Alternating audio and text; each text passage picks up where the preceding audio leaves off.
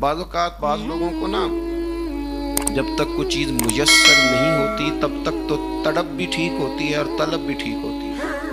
لیکن جب کوئی چیز میسر ہو جاتی ہے نا،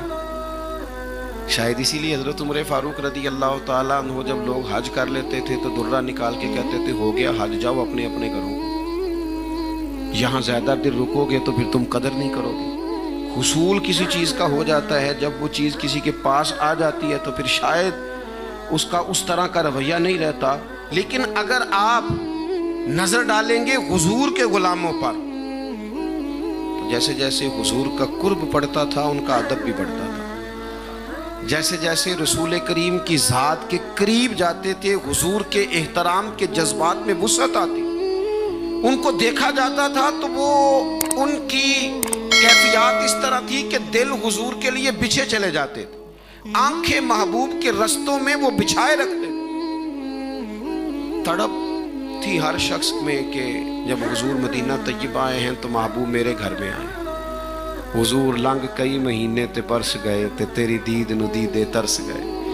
ہر ایک کی خواہش تھی، لیکن کریم نے کرم فرمایا تو جناب ابو ایوب انصاری کے گھر میں حضور تشریف فرما ہوئے۔ حضرت ابو ایوب انصاری رضی اللہ تعالیٰ عنہ کے گھر کی نا دو منزلیں تھیں، دو پورشن تھے۔ آپ نے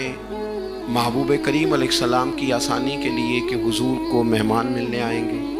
ڈھیر سارے لوگ زیارت کے مشتاق ہیں، لوگوں کو آنا جانا ہے،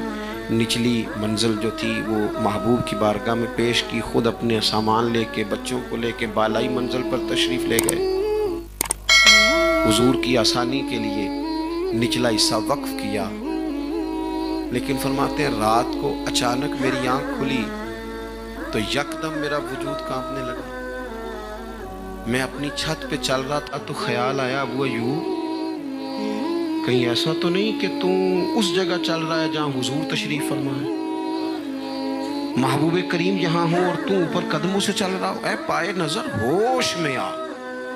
ہوش میں آ، اے پائے نظر ہوش میں آ، یہ کوہ نبی ہے، آنکھوں سے بھی چلنا یہاں بے ادبی ہے۔ اور امام فرمانے لگے حرم کی زمین اور قدم رکھ کے چلنا، ارے سر کا موقع ہے او جانے والے۔ فرماتے میں تڑپ گیا، ایک کونے میں دیوار کے ساتھ لگ کے بیٹھ گیا، ساری رات وہاں گزار دی۔ صبح حضور کی بارگاہ میں عرض گزار ہوا یا رسول اللہ اگر کرم نوازی ہو جائے تو بالائی منزل پہ نہیں تشریف لے آتے؟ تو حضور فرمانے لگے ابو ایوب یہاں آسانی ہے، لوگ آتے جاتے ہیں تو کہتے ہیں محبوب کے فرمانے پر میری آنکھیں چھلک پڑی، رو کے عرض کی حضور میری طبیعت برداشت نہیں کرتی کہ آپ نیچے ہوں اور میں اوپر چل رہا ہوں۔